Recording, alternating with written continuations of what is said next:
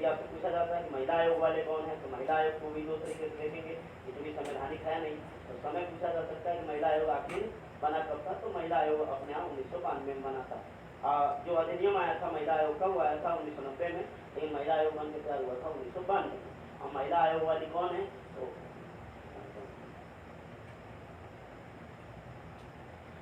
विजय सांपला और पता नहीं इसकी 2004 क्या लिखा है, रामेश्वर राम नहीं।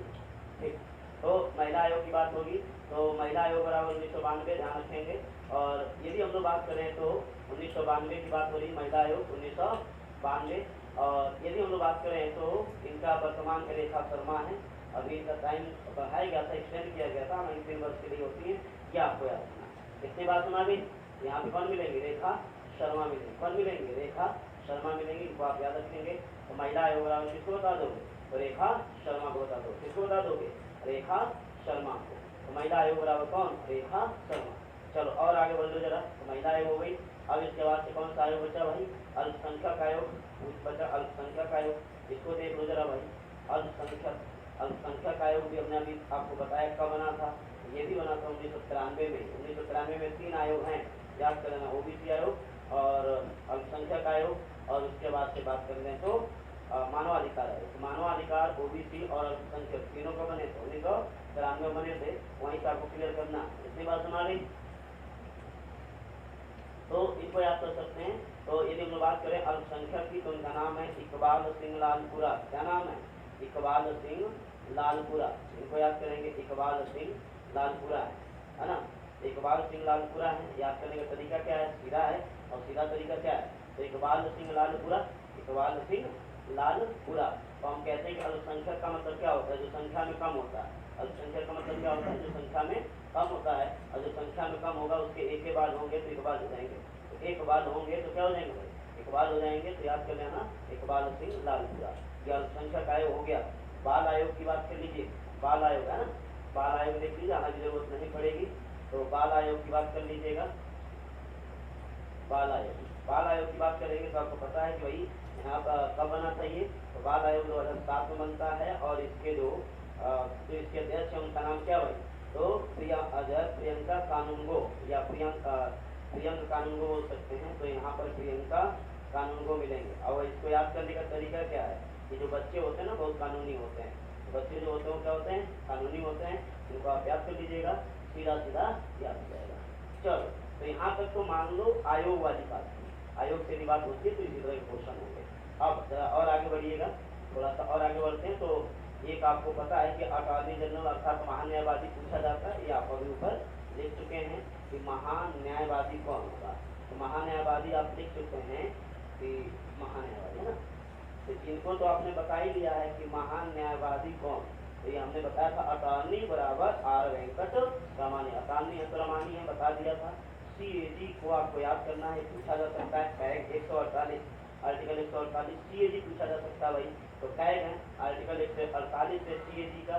और वर्तमान में सीएजी कौन है, तो गिरीश चंद्र मुर्मू है। कौन भैया, गिरीश चंद्र मुर्मू, इनको याद करना है। तो गिरीश चंद्र मुर्मू आपसे पूछी जा सकती है सीधा सीधा। तो गिरीश चंद्र मुर्मू पूछे जा सकते हैं, इनको ध्यान रखना। तो मुर्मू 2 लोग हैं, मुर्मू कौन कौन है, 2 लोग हैं। एक मुर्मू अपने राष्ट्रपति हैं, तो राष्ट्रपति द्रौपदी मुर्मू है। और एक मुर्मू कौन है, तो गिरीश चंद्र मुर्मू है। 2 मुर्मू आपको दिख जाएंगे, इनको याद कर लीजिएगा, सीधा सीधा आपसे पूछा जा सकता है ना, ठीक। और एक मनोज सिन्हा जी हमने बताया था, नई नीतियों में आपको जम्मू कश्मीर के उपराज्यपाल के रूप में पूछा जा सकता है। आर.के. माथुर आपको लद्दाख के उपराज्यपाल के रूप में पूछे जा सकता है।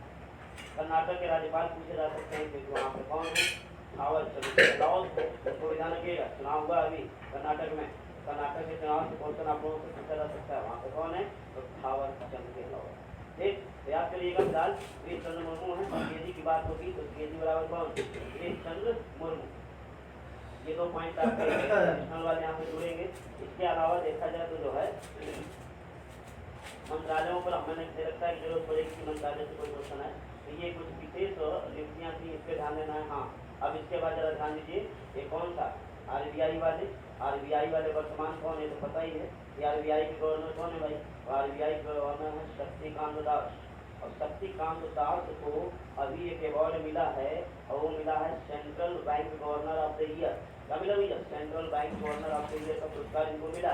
तो पढ़ाएंगे भी ये वाला टॉपिक। तो central bank governor of India का पुरस्कार मिला है किसको? शक्तिकांत दास को। आरबीआई वाले हैं, इनको पूछा जा सकता है आपसे। उसके बाद से सीधे वही आप जानते हैं, वही सुप्रीम कोर्ट के न्यायाधीश पूछे जाते हैं। और पूछे जाते हैं सुप्रीम कोर्ट के न्यायाधीश पूछे जाते हैं। तो सुप्रीम कोर्ट के वर्तमान न्यायाधीश आपसे पूछा जा सकता है। हाँ, वर्तमान में सुप्रीम कोर्ट के मुख्य न्यायाधीश कौन है? सबको पता है कौन है वर्तमान में भाई? बताइए कौन है इस समय? DY चंद्रचूड़ हैं। और जिन्होंने निर्णय दिया था राम मंदिर वाला, उस समय मुख्य न्यायाधीश कौन होते थे? रंजन गोगोई होते थे। कौन होते भाई? रंजन गोगोई हुआ करते थे। ये भी क्वेश्चन आ सकता है। राम मंदिर विशेष से क्वेश्चन बनेगा। बुकलेट ओपन करिएगा, राम मंदिर विशेष लिखा है, पढ़ लीजिएगा, पढ़ा देंगे। समय मिलता है तो हम रिपीट करेंगे, लेकिन राम मंदिर विशेष आप पढ़ेंगे, कोरोना विशेष टॉपिक है, बुकलेट मिसलेनियस रिपीट करेंगे वहाँ पे। तो आइए फिलहाल तो हम एक फार्मूला दिया करते हैं, जरा ध्यान देंगे सब लोग। तो हम एक फार्मूला देते हैं 46, 47, 48, 49 और 50 का फार्मूला होता है RSNU और 50 बराबर 50 नंबर को हम देते हैं, है ना, चूरन। क्या देते हैं भैया? चूरन। याद करने का तरीका है ये। फार्मूला बनता है 40, 47, 48, 49, 40, 47, 48, 49 और 50। और फार्मूले में क्या लगाओगे? कौन सा चूरन है ये? रसनुआ चूरन। कौन है भाई? रसनुआ चूरन। रसनुआ चूरन बताया करते हैं, रसना से याद कराते हैं, रसनुआ चूरन से। तो R बराबर रंजन गोगोई 46, S बराबर, है ना, 45 नंबर पे है SA बोबड़े, 48 बराबर NV रमन्ना है और 49 बराबर यो ललित है, 50 बराबर DY चंद्रचूड़ है। ध्यान रखिएगा, DY चंद्रचूड़ के पिताजी हुआ करते थे YV चंद्रचूड़। YV चंद्रचूड़ का एक रिकॉर्ड है कि सबसे ज्यादा समय तक न्यायाधीश रहने का रिकॉर्ड है उनके पास। 7 वर्ष 5 माह रहे थे। 7 वर्ष 5 माह जो है वो न्यायाधीश के पद पर है, सबसे ज्यादा रहे। इनके पिताजी का नाम था वो थे YV चंद्रचूड़। उनको भी याद रखिएगा। न्यायाधीशों की बात होगी तो भारत का पहला मुख्य न्यायाधीश भी पूछा जा सकता है। हीरालाल एकानिया हैं, उनको ध्यान रखेंगे। पहला पूछ सकता है, वर्तमान पूछ सकता है, दोनों पूछ सकता है। हीरालाल एकानिया पहले हो जाएंगे और वर्तमान में मिलेंगे कौन? तो ये आपको मिल जाएंगे ये DY चंद्रचूड़। जब DY चंद्रचूड़ की बात होगी तो इनके पिता की बात जरूर याद करो, क्योंकि इनके पिताजी वो हैं जो सर्वाधिक समय तक भारत के न्यायाधीश के पद को सुशोभित करते रहे। नाम है YV चंद्रचूड़। क्लियर बात? तो न्यायाधीशों में भी बात होगी, कितनी हो सकती है, इनको भी याद रखिएगा। राम मंदिर वाले में एकमात्र मुस्लिम थे, उनका नाम था मोहम्मद नजीर। और 5 न्यायाधीशों के नाम का फार्मूला दिया था हमने, दर्शन। यदि समय मिलेगा तो बात करेंगे। जरूर भाई, जरूर। तो चलिए, कुल मिलाकर देखा जाए तो ये तो तुम्हारा जो है महान्यायवादी CAG RBI है ना, सुप्रीम कोर्ट की बात होती है। तुम्हारे उत्तर प्रदेश का मुख्य न्यायाधीश हमने कल बताया था। और UP स्पेशल पढ़ाते समय इस समय बदले हैं उत्तर प्रदेश हाई कोर्ट के न्यायाधीश। उनका नाम है प्रीतिंकर। क्या नाम उनका? प्रीतिंकर दिवाकर। उनको हमने बताया था प्रीतिंकर दिवाकर में यहाँ बदले हुए हैं आपके उत्तर प्रदेश के मुख्य न्यायाधीश। उनका नाम है प्रीतिंकर दिवाकर। बताया था, इसको ध्यान रखिएगा। फिलहाल यहाँ तक जो नेशनल नियुक्तियों की बात है इतना आप पढ़ लो। और उसके बाद से एक और वाला जो है क्या नाम उनका, जो अभी हाल फिलहाल में बनाई गई उसको जो IOA है, जरा उसको ध्यान देंगे। IOA की पहली महिला अध्यक्ष बनाई गई। नाम उनका कौन है? PT उषा। ये भी पूछी जा सकती है, चर्चित रही है, मामला इस पर बड़ा गर्म रहा है, इनको ध्यान रखिएगा। 2021 ओलंपिक, 2020 वाला था, ओलंपिक में 7 पदक मिले थे। 7 पदक किसको मिले थे? ये क्वेश्चन आएगा जरूर, ध्यान रखना। 7 पदकों में किसको कौन सा पदक मिला था? किसको रजत, किसको गोल्ड और किसको कांस्य पदक मिला था, कहाँ से था? ये हम कई बार बता चुके हैं ऑफलाइन पे भी, और ऑनलाइन पे रिपीट करेंगे, समय मिलता है तो हम रिपीट करेंगे, इसमें कोई दोहराया नहीं। आइए, तो बात आ रही थी कौन सी भाई? ये तो इधर की नियुक्तियों की बात हो गई, सीधे सीधे वाला पॉइंट हो गया, तुमको आपको क्लियर करना है। और बताओ कौन है? ये कौन है? कुरैशी प्रो कौन है? ये हीरो पढ़ो, पढ़ाई तो नहीं। हाँ, बात क्लियर हो गई कि नहीं हो गई? तो एकमात्र मुस्लिम न्यायाधीश कौन था, ये बात पता चली। तो एकमात्र मुस्लिम न्यायाधीश की हमने बात करी तो मोहम्मद नाजीर थे। पर्सन के फार्मूले से निकालेंगे। अभी हम उधर पहुंचेंगे, पहले नियुक्तियां क्लियर कर लें, फिर हम उधर बात करते हैं जरा, है ना। तो नियुक्तियां हम क्लियर करते हैं, फिर उधर लेकर चलते हैं। आइए जरा IOA की बात कर लीजिएगा। IOA अभी इंटरनेशनल नियुक्ति उधर ले चलेंगे। IOA तो IOA की बात करें तो IOA का मतलब होता है Indian Olympic association. Indian Olympic association वाला कौन है? तो इंडियन ओलंपिक एसोसिएशन वाले जो हैं उनका महिला बनाई गई थी, उनका नाम है PT उषा। क्या नाम है उनका? PT उषा। तो ये है PT उषा। PT उषा की खास बात आपको बता दें कि PT उषा को पायोली एक्सप्रेस बोलते हैं, पूछा जा सकता है। PT उषा बराबर पायोली एक्सप्रेस, बड़ी चर्चा में रही थी ये, इनको भी आप याद कर सकते हैं। PT उषा बराबर, तो ये है पायोली एक्सप्रेस। बात समझ में नहीं आई? बात समझ रही कि नहीं आ रही? इनको आप याद करिएगा, सीधा सीधा याद हो जाएगा। बात समझ गई? तो इनको यदि हम बात करें तो सीधा सीधा IOA है बराबर कौन हो जाएगी? ये PT उषा हो जाएगी। PT उषा का मतलब हो गया पायोली एक्सप्रेस। इनको आप याद करेंगे, सीधा सीधा बात समझ आई कि नहीं आई?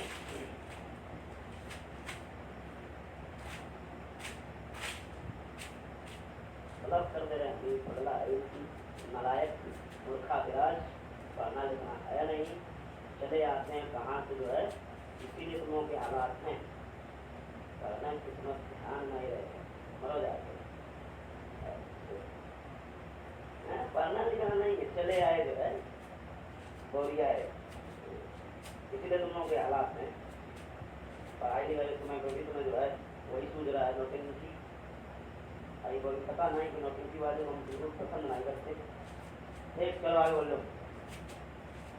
अब सही है, नौटंकी वाले बिल्कुल आउट हो जाए, हमारे को नौटंकी वाले ना देखे, नहीं तो और ज़्यादा नौटंकी सवाल हो चले और विश्वास से पूछ के बराबर कर दें। और सही है, धंधा नहीं लट अगिर वालों। हाँ, तो रखो है ज़्यादा जब नौटंकी सवाल हो तो चले आओ, फिर यहीं हम तुमको लट बजाएं, मार मार के तुम्हें उससे शुद्ध कर देंगे ऊपर से नीचे तक। समझाई बात? यहाँ पर इसीलिए आओ कि पढ़ना हो तो आओ। सही बात है कि नहीं समझ में आ रही? हाँ, तो यहाँ पढ़ना हो तो आओ, नहीं घर हम पूछ देंगे समझ में आई कि नहीं? चलो ठीक, आवाज भाई। तो बात कर रहे थे PT उषा को, फिर याद करिएगा क्योंकि पहली महिला अध्यक्ष बनी थी IOA की, इसलिए हो सकता है आप लोगों से पूछ लेना कि IOA की वर्तमान अध्यक्ष कौन है, इनको आप बता सकते हैं कौन भाई? तो PT उषा। तो इंडियन ओलंपिक एसोसिएशन है, PT उषा की चर्चा रही थी, पायोली एक्सप्रेस की रही थी, इनको करिएगा भाई। तो यहाँ तक की नियुक्तियाँ हो गई, और कुछ लगेगा हमें नियुक्ति इंपॉर्टेंट है भारत में, तो उससे बात करेंगे। जरा भारत से बाहर निकलिए और अंतर्राष्ट्रीय में चलिए, वहाँ पर हम बात करते हैं। कहाँ पर भैया? अंतर्राष्ट्रीय में बात करते हैं, वहाँ देखते हैं क्या वहाँ पर इधर बात। ठीक, तो चलिए जरा अंतर्राष्ट्रीय में कुछ ज़्यादा नहीं बताएंगे, ध्यान रखना, मेन पे ही बात होगी। तो देखिए जरा मेन कौन सा। तो सबसे पहले बात होगी WB अर्थात किस पर भाई? विश्व बैंक की। WB हो गया, विश्व बैंक हो गया। फिर बात होगी किसकी? IMF की। IMF की बात हो सकती है। इसी तरह से यदि मानो भाई पूछने की बात आई तो WTO की बात हो सकती है, इसका आदेश पूछा जा सकता है भाई। और WHO की बात कर सकते हैं, इसको पूछ सकते हैं। यूएनओ के तो सामान्य बताने की मुझे जरूरत नहीं है कि यूएनओ के महासचिव कौन है, एंटोनियो गुतेरस हैं, तो उन्हें मैं बताने की जरूरत नहीं है। एक BCCI का अध्यक्ष पूछ सकते हैं और FIFA के अध्यक्ष पूछ सकते हैं। तो BCCI और FIFA इन सब के अध्यक्ष पूछा जा सकता है, तो इसमें हम बात करेंगे, सीधा सीधा आप याद कर सकते हैं। बात सुना गई?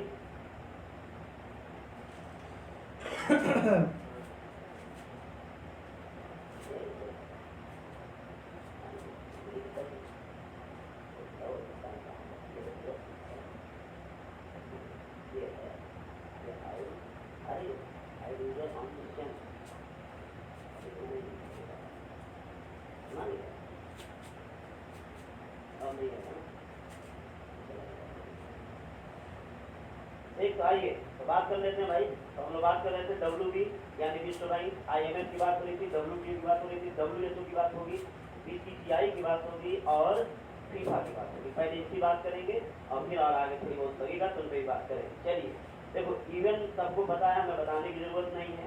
यूएनओ के जो महासचिव हैं वो सबको पता है कि एंटोनियो गुतेरस हैं। कभी बार यूएनओ के बारे में भी पूछा जाता है। उसके जो स्थायी 5 सदस्य हैं उनका हम कई बार फार्मूला दे चुके हैं कि स्थायी जो 5 सदस्य हैं उनका फार्मूला क्या है। तो कई बार हम बता देते हैं कि जो है जो भित्ती है वो क्या पहनेंगे, फ्राक पहनेंगे। भित्ती में फ्राक यानी भित्ती के लिए फ्राक याद कर लेना, फ्राक में ही सब कुछ छिपा हुआ है, आ जाए। तो बात आ रही WB का मतलब हो गया आपका विश्व बैंक। विश्व बैंक के जो वर्तमान अध्यक्ष हैं सबको पता है, अजय बंगा है। कौन भैया? अजय बंगा है। तो विश्व बैंक वाले कौन हो गए? अजय बंगा हो गए। IMF की बात करोगे, इसकी बात करोगे, IMF की बात करोगे तो IMF वाले कौन हो गए, तो इंटरनेशनल मॉनेटरी फंड। यहाँ पर आपको जो मिलेंगी उनका नाम है जॉर्जिवा। क्या नाम है भैया, तो उनका नाम हो जाता है क्रिस्टलिना जॉर्जिवा। क्या नाम है, क्रिस्टलिना जॉर्जिवा है, इनको आपको याद रखना, ठीक। तो क्रिस्टलिना जॉर्जिवा। तो WB वाले अजय बंगा हैं, और यहाँ पर हम बात करें तो यहाँ पर आपको मिल जाएंगी कौन, क्रिस्टलिना। यहाँ पर क्रिस्टलिना जॉर्जिवा मिलेगी, कौन मिलेगी भाई, क्रिस्टलिना जॉर्जिवा। याद कर लेना, ये दोनों पूछे जा सकते हैं, WB वाले और IMF वाले। और इस दोनों का मुख्यालय कहाँ है, सबको पता होना चाहिए, वाशिंगटन DC। दोनों का मुख्यालय कहाँ भैया, वाशिंगटन DC है। तो दोनों का मुख्यालय वाशिंगटन DC है, इनको याद रखिएगा।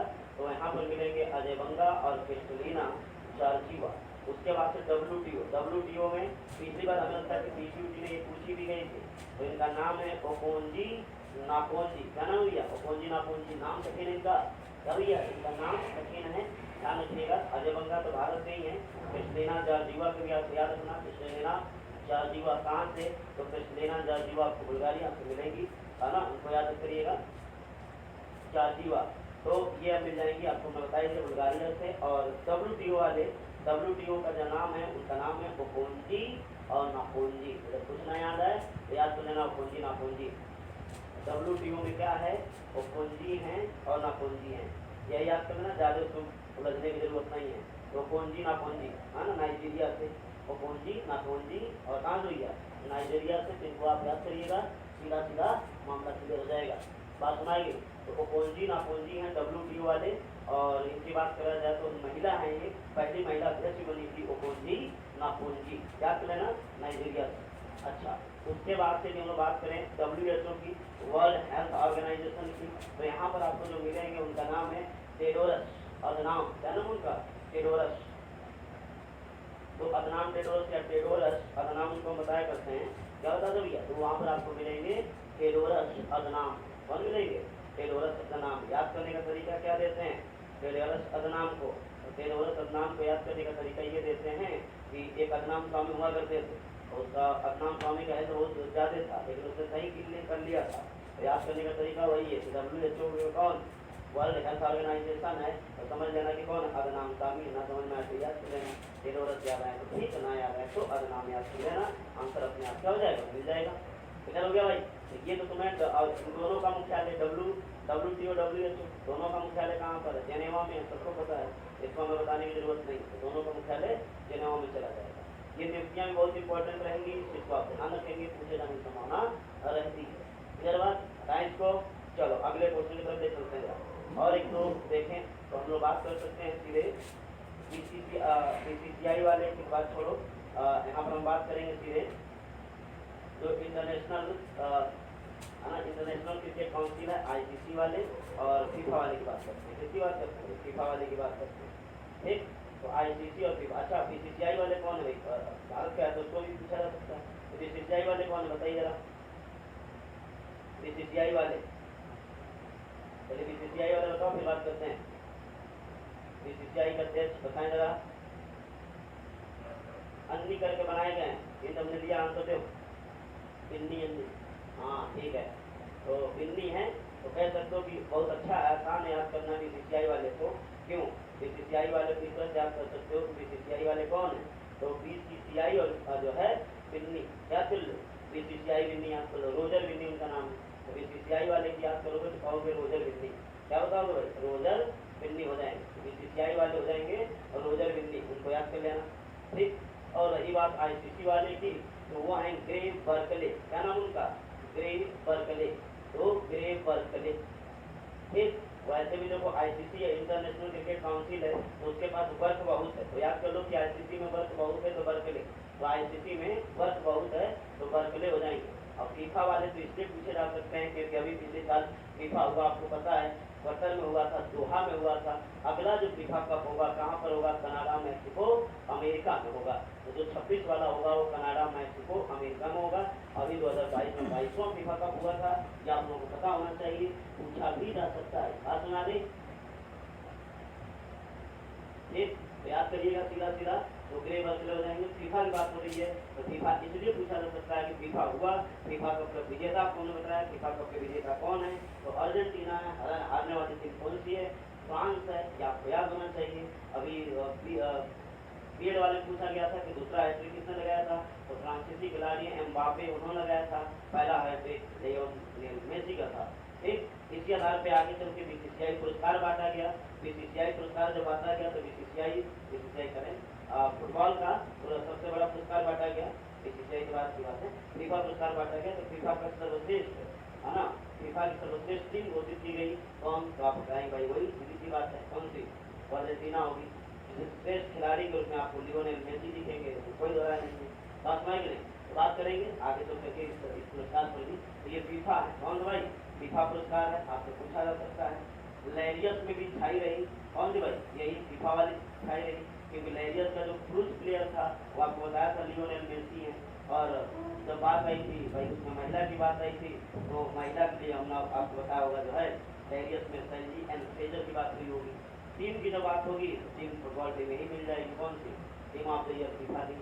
तो कई तरह के क्वेश्चन आपको याद रखना है। तो फीफा वाले हैं जियामी इन्फेंटिनो, क्या नाम है उनका, जियामी इन्फेंटिनो, क्या नाम है उनका, जियामी इन्फेंटिनो। ठीक, तो जियामी इन्फेंटिनो याद कर लो, फीफा में फैंटिनो, फीफा में फैंटिनो याद करने का तरीका, फीफा है तो फैंटिनो है, तो क्या करोगे, फीफा है तो फैंटिनो है। और एक लास्ट और लिख लीजिएगा इसी तरह से, आईओसी वाले बहुत पूछे जाते हैं भैया, इंटरनेशनल ओलंपिक कमेटी वाले बहुत पूछे जाते हैं। आईओसी वाले थॉमस बाख हैं, कौन भैया, थॉमस बाख। तो आईओसी वाले कौन है, तो आईओसी वाले हैं थॉमस बाख, इनको याद करिएगा, थॉमस बाख हो जाएंगे। तो आईओसी वाले हो गए थॉमस बाख। तो ये तो कुछ अंतर्राष्ट्रीय संस्थाएं थी जो आप लोगों से पूछी जा सकती हैं और आप लोगों को पता भी होना चाहिए। अब आइए थोड़ा भारत और उसके पड़ोसियों पर निपट लीजिए। भारत और पड़ोसी दो देशों को निपटा चुके हैं। भारत और पड़ोसी में हमने निपटा दिया नेपाल को, श्रीलंका को निपटा दिया। कि नेपाल के कौन, श्रीलंका के कौन, दोनों भी थोड़े पहले हमने समझाया था। अब आप ले चलते हैं जरा जो है बांग्लादेश में चलिएगा।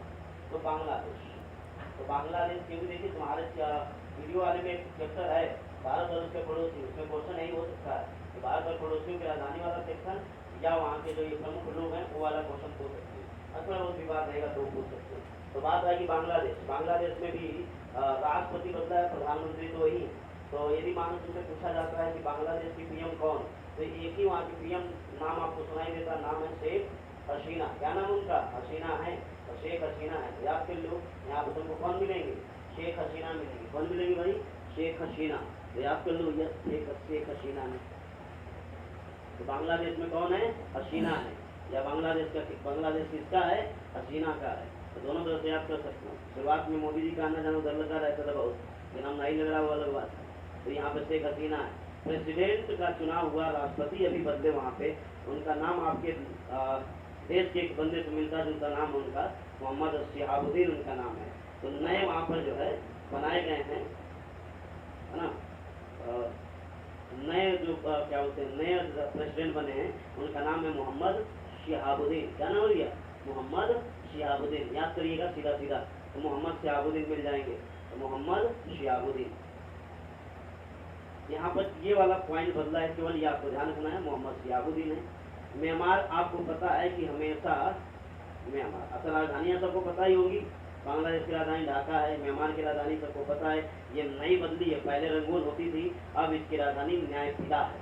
श्रीलंका की राजधानी कहाँ पर है, तो श्रीलंका की दो राजधानी है, एक कार्यपालिका और न्यायपालिका वहीं पर है, कोलंबो।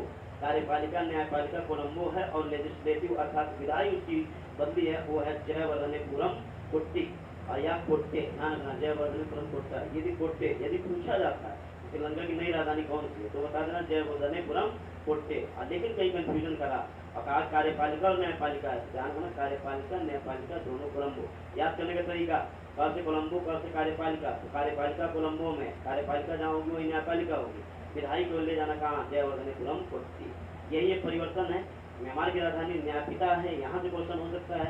और यहाँ पर आपको पता है कि सैन्य शासन लागू हो गया था, है ना, क्या लागू हो गया था, सैन्य शासन लागू हो गया था। फिर भी जो यहाँ का शासक है, जिसमें जो प्रेसिडेंट बना, उसका नाम है, ठीक, उसका नाम है आंग और हलाइंग। इसका पूरा नाम यदि देखा जाए तो आंग सांग हलाइंग है, उनको याद कर लेना। तो हम इसको याद करने का तरीका ये देते हैं कि बांग्लादेश को, म्यांमार को जिसने हला दिया, हिला दिया, वो हलाइन है। बिल्कुल नाम नहीं याद है तो याद रखना कि बांग्लादेश को जिसने हिलाया वो कौन है, हलाइन है। तो सीधा सीधा बता सकते हैं आंग और क्या भाई, हलाइन। ठीक है, आंग सांग हलाइन बताया था उनको। तो आप ऐसे आप कर सकते हैं कि म्यांमार में कौन है, तो हलाइन। बस ये इतना याद करो, ज़्यादा रखने की जरूरत नहीं। तो म्यांमार में कौन है, हलाइन है। ठीक, या प्रेसिडेंट के रूप में हम आप बता सकते हैं तो हलाइन। ठीक, ये सैन्य प्रमुख था, वहीं से क्वेश्चन बन सकता है सीधा सीधा। इतनी बात सुना गई।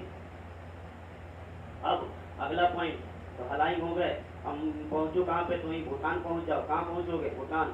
तो मैं खास बात बता दे, भूटान ही भारत का एक ऐसा पड़ोसी राज्य है जहाँ पे राजशाही है। तो भूटान ही भारत का एक ऐसा पड़ोसी राज्य है जहाँ पे राजशाही है। खास बात तुमको और बता दें, विश्व का एकमात्र और पहला कार्बन निगेटिव देश पूछा जाए तो विश्व का एकमात्र तथा पहला कार्बन निगेटिव देश भी कौन है, भूटान है। और भारत ने जो है मैत्री पहल के तहत जहाँ पहली वैक्सीन भेजी थी वो भी भूटान है। इसको भी याद रखना, ये दोनों क्वेश्चन इंपॉर्टेंट थे। पहला कार्बन निगेटिव देश पूछा गया तो भूटान है, भारत ने पहली वैक्सीन जो भेजी वो भी भूटान है। एक खास बात और बता दे, तम्बाकू तम्बाकू उत्पादों में निर्माण, उत्पादन, वितरण सभी प्रकार से प्रतिबंध लगाने वाला पहला देश भी है कौन, भूटान। वहाँ पे न तम्बाकू मिलेगा, न उगेगा, न बिकेगा, न खाया जाएगा, न पिया जाएगा। ये है कौन, भूटान, एकमात्र राजशाही। याद करो, भूटान में राजशाही है तो राजा ही होंगे। वहाँ के राजा हैं जिग्मे खेसर नामग्याल वांगचुक। क्या नाम उनका भाई, उनका नाम है जिग्मे खेसर नामग्याल वांगचुक। क्या नाम उनका, नामग्याल वांगचुक। उनका नाम है जिग्मे खेसर नामग्याल वांगचुक। ठीक, इनको जरूर याद करिएगा। और वहाँ के जो प्रधानमंत्री हैं, हालांकि जरूरत नहीं पड़ेगी, उनका नाम है शेरिंग तोबगे। क्या नाम है, शेरिंग तोबगे। वहाँ से कौन मिल जाएंगे, शेरिंग तोबगे मिल जाएंगे, उनको याद कर लेना। तो शेरिंग तोबगे। ठीक, तो भूटान हो गया भाई। नेपाल से हम पहले बता चुके हैं।